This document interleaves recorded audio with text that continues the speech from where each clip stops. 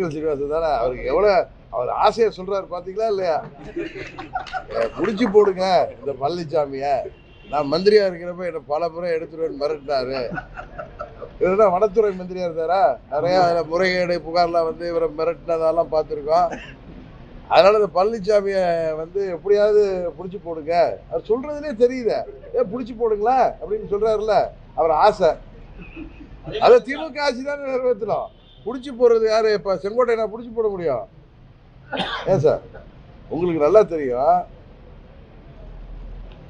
அங்க ஒருத்தர் இருக்காரு, ஒரு மகான் மந்திரி, முன்னாள் மந்திரி இருக்காரு, மதுரையில் இருப்பாரு.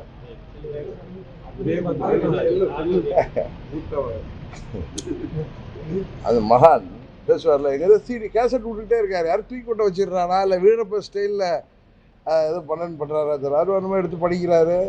ஒரே சொல்லுவாங்கல்ல, நம்ம ஊரில் அற்பர்களுக்கு வாழ் வந்து அர்த்தராத்திரியில் குறக்கூடிய இப்போதான் ஒழிக்க போகிறோம்.